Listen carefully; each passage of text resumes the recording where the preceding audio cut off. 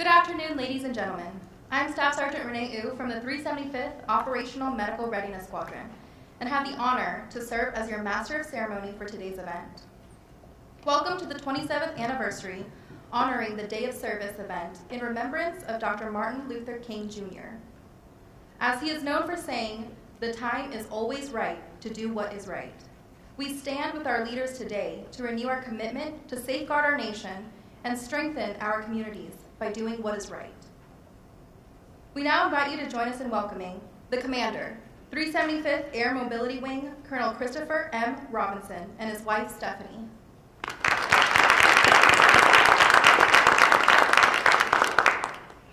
The Acting Vice Commander, 375th Air Mobility Wing, Colonel Jason Glenn. Our guest speaker, Senior Enlisted Leader, 375th Operational Medical Readiness Squadron, Senior Master Sergeant James Thomas.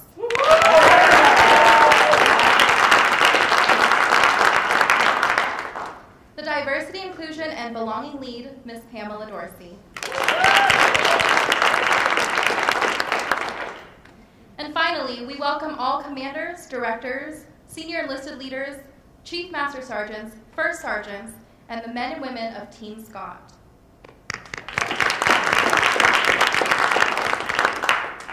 At this time, let's welcome the Commander, 375th Air Mobility Wing, Colonel Christopher M. Robinson, for opening remarks.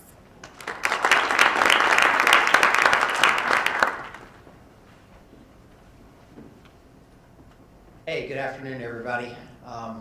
First, let me start off by thanking the team that put this together, Ms. Dorsey, Sergeant Thomas.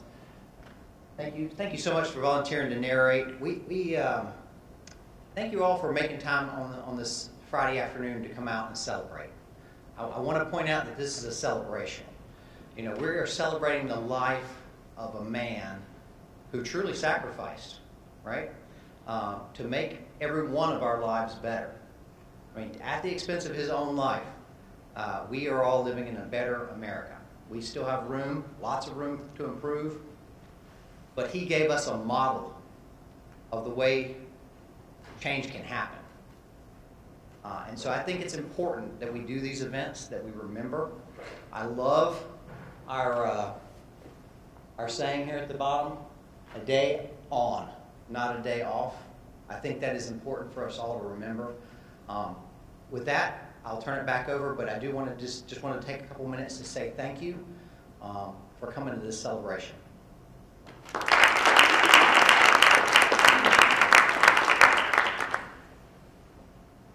Thank you, Colonel Robinson. January 17th, 2022 marks the 27th anniversary of the Day of Service that celebrates the civil rights leader's life and legacy. Observed each year on the third Monday in January as a day on, not a day off. Martin Luther King Day is the only federal holiday designated as a National Day of Service to encourage all Americans to volunteer to improve their communities. Dr. Martin Luther King Jr. has inspired millions around the world. Born Michael King Jr. on January 15, 1929, he changed his name from Michael to Martin after his father adopted the name Martin in honor of the Protestant leader Martin Luther.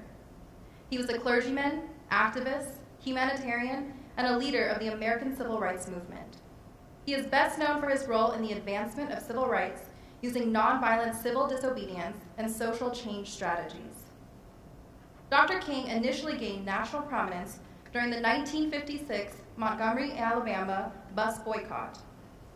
Later, through letters and numerous speeches, including I Have a Dream, Letter from a Birmingham Jail, and Our God is Marching On, which marked the end of the Selma to Montgomery March. The theme for this year's event is Remember, Celebrate, Act, a day on, not a day off. Today's event will provide you with stones of hope to take back and apply to your own life. At this time, let's welcome the guest speaker, Senior Master Sergeant James Thomas.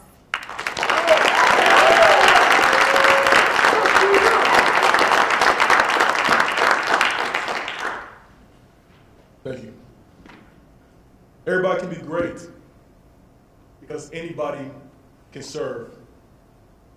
You don't need a college degree to serve. You don't need your subject to agree with your verb to serve. All you need is a heart full of grace and a soul generated by love. These are the words of Dr. Martin Luther King Jr. The leadership of Dr. King was that of a servant leader. He was not out there looking for accolades or trying to find a way to get his name on posters. He wasn't looking for awards or any kind of huge recognition or monetary value. All he wanted to do was to make his community and the world a better place for those who are in it. A world where a child does not have to worry about fear. A world where kindness will outshine hatred. As men and women of armed forces, it is important that we as well try to find ways to make this a better world. How do we better impact our communities? How do we find ways to help serve those who we look after every day, that we're serving with each and every day? Providing others with the help and tools and services to make them the best possible version of themselves will go far for our communities, will go far for our people, it will go far for our way of life. As we transition into the new year, which will undoubtedly have different trials and tribulations, challenges ahead for us, it is important that we find ways to better what we are currently sitting in. Our scenario right now is not one that we want to sit there and keep going in the same tempo, then we should change it. Then it's important that we find ways to change it. I would ask us all to remember Dr. Martin Luther King and what it is he stood for, and the example that he has set for us as we go through this year, as we address some of those challenges and some of those changes that are coming our way. And as a servant leader, I would ask you to ask yourself, why do you serve? And as a servant leader, I would ask you to serve with pride. Now you might be saying, hold on, senior, serve with pride. Are you telling me prideful? Not at all. Perhaps it'll help everybody if I tell you what I mean by when I say serve with pride and what pride means to me. When I say pride, I'm saying P-R-I-D-E. The P in pride stands for purposeful. It is important that we have a purposeful journey. Remember that the process of enduring while moving in a direction with meaningful purpose will allow us to understand the journey we're on. It allows us for a better understanding so that we know where we're going and where we're coming from. You should have a purposeful journey. Pride.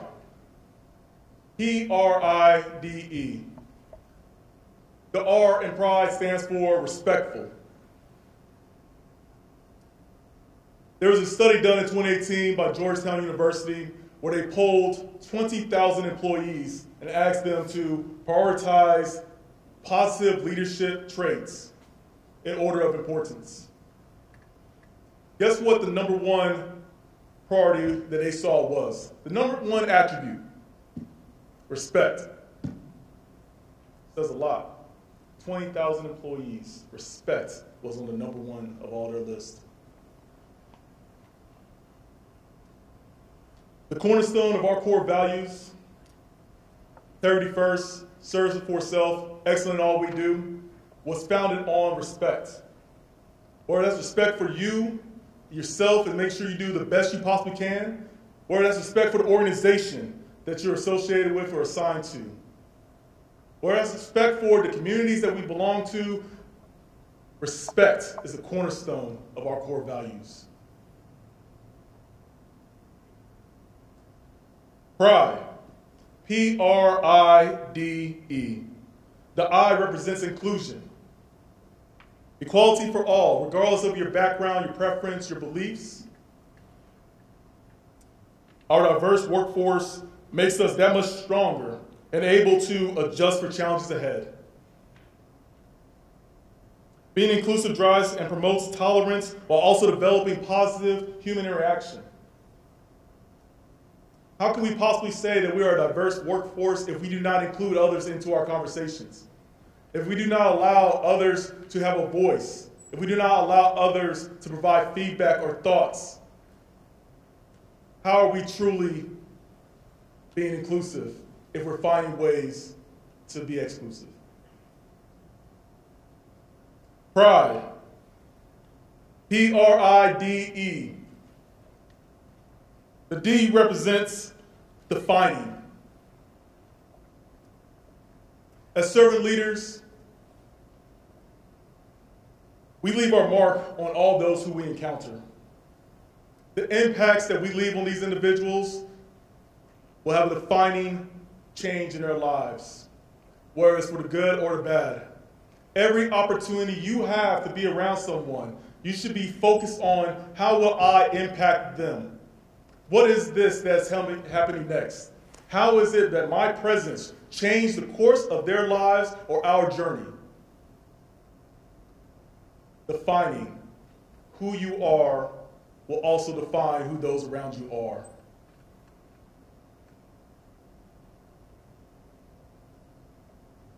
Dr. King and the Civil Rights Movement shaped the course of our history. It defined the world we currently live in, and it set us up for the direction we need to continue to go.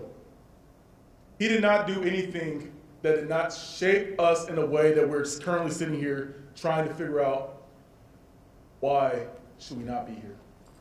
Everything Dr. King did and the Civil Rights Movement aided us to be in a better place right here, right now.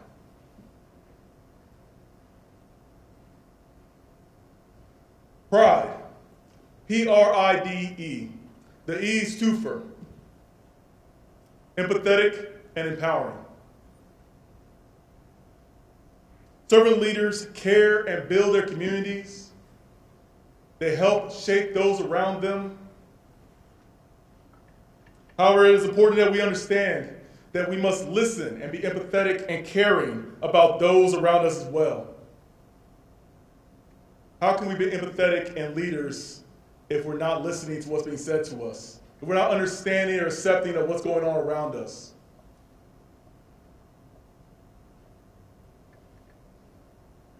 Our actions and words will aid us in opening doors which otherwise may have been closed. However, if you do that with a closed ear, if you do that by not accepting what's around you, if you do that by not understanding or listening, those doors will remain closed. Our society will benefit from an increased emotional intelligence right here, right now, today.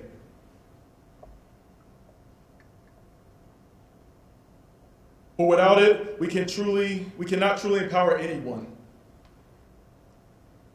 And those who we continue on this journey with will not walk with us any longer. You must be empathetic. You must be able to empower those around you to continue moving on this course and continue this journey to make forward progress. And as we continue to work towards achieving Dr. King's unfinished business of equality for all, I would challenge you all to grow as servant leaders. I would challenge you all to ask yourself, why do you serve? I would challenge you all to ask yourself, what am I doing to make my community and this world a better place? And I will challenge you all to do it as servant leaders on a mission with pride. Pride. Thank you. Yeah.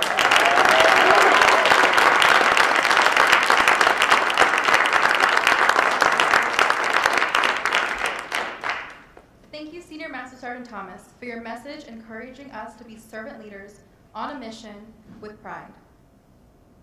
With those who have been identified to participate in this portion of the observance, please enter the stage now.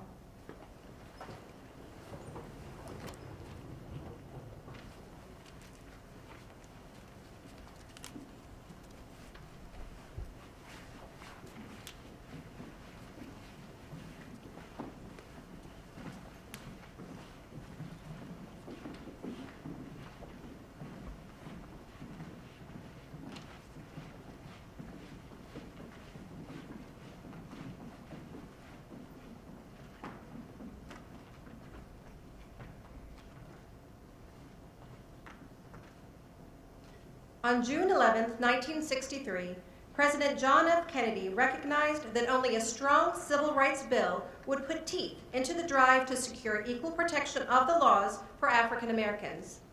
He proposed such a bill to Congress, asking for legislation that would provide the kind of equality of treatment which we would want for ourselves. Southern representatives in Congress managed to block the bill in committee, and civil rights leaders sought some way to build political momentum behind the measure. Philip Randolph, a labor leader and longtime civil rights activist, called for a massive march on Washington to dramatize the issue. He welcomed the participation of white groups as well as black in order to demonstrate the multiracial backing for civil rights. On August 28, 1963, under a nearly cloudless sky, more than 250,000 people, a fifth of them white, gathered near the Lincoln Memorial in Washington to rally for jobs and freedom. The roster of speakers included speakers from nearly every segment of society. Labor leaders like Walter Reuther, clergy, film stars such as Sidney Poitier and Marlon Brando, and folk singers such as Joan Baez. Each of the speakers was allotted 15 minutes, but the day belonged to the young and charismatic leader of the Southern Christian Leadership Conference. Dr. Martin Luther King Jr. had originally prepared a short and somewhat formal recitation of the suffering of African Americans attempting to realize their freedom in a society chained by discrimination. He was about to sit down when gospel singer Mahalia Jackson called out, "Tell them about your dream, Martin. Tell them about the dream." Encouraged by shouts from the audience, King drew upon some of his past talks, and the result became the landmark statement of civil rights in America, a dream of all people, of all races and colors and backgrounds, sharing in an America marked by freedom and democracy.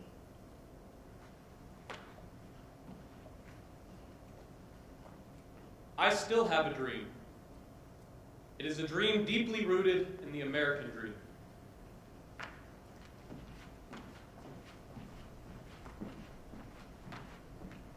I have a dream that one day this nation will rise up and live out the true meaning of its creed. We hold these truths to be self-evident that all men are created equal.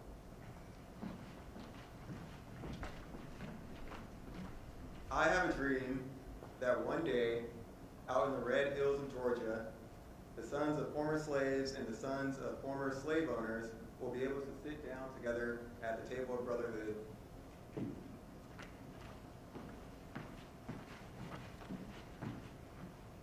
I have a dream that one day, even in the state of Mississippi, a state sweltering with heat of oppression will be transformed into an oasis of freedom and justice. I have a dream that my 4 little children will one day live in a nation where they will not be judged by the color of their skin, but by the content of their character.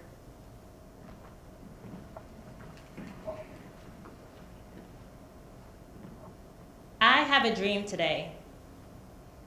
I have a dream that one day in Alabama, little black boys and little black girls will be able to join hands with little white boys and little white boys and white girls as sisters and brothers. I have a dream today. I have a dream that one day every valley shall be exalted, every hill and mountain shall be made low. The rough places will be made plain, and the crooked places will be made straight. And the glory of the Lord shall be revealed, and all flesh shall see it together.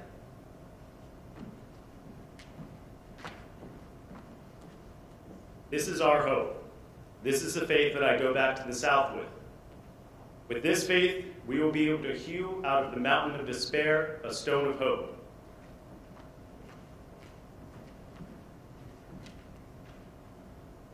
With this faith, we will be able to transform the jingling discord of our nation into a beautiful symphony of brotherhood. With this faith, we will be able to work together, to pray together, to struggle together, to go to jail together, to climb up for freedom together, knowing that we will be free one day.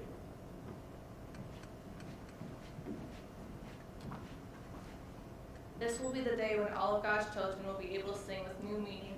My country, 'tis of thee, sweet land of liberty, of thee I sing. Land where my fathers died, land of the pilgrim's pride. From every mountainside, let freedom ring.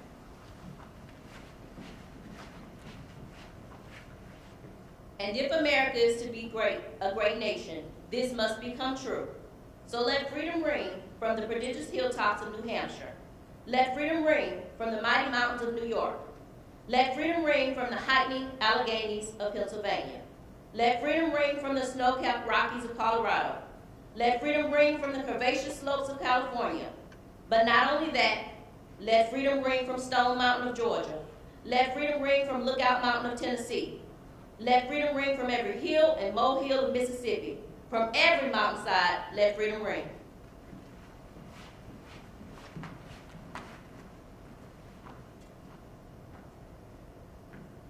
When we let freedom ring, when we let it ring from every tenement and every hamlet, from every state and every city, we will be able to speed up that day when all of God's children, black men and white men, Jews and Gentiles, Protestants and Catholics, will be able to join hands and sing in the words of the old Negro spiritual, "Free at last, free at last.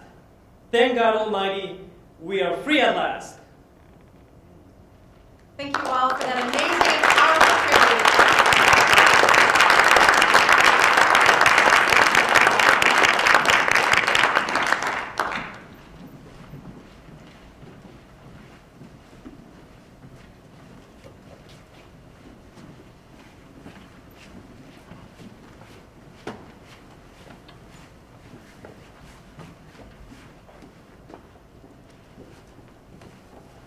Thank you all for attending, ladies and gentlemen. This concludes our event celebrating the 27th anniversary of the National Day of Service in honor of Dr. Martin Luther King Jr. As a reminder, Monday in this theater we will be having a free showing of the movie Selma at 15:30. Please bring your family members and enjoy. This concludes our observance. Have a wonderful day.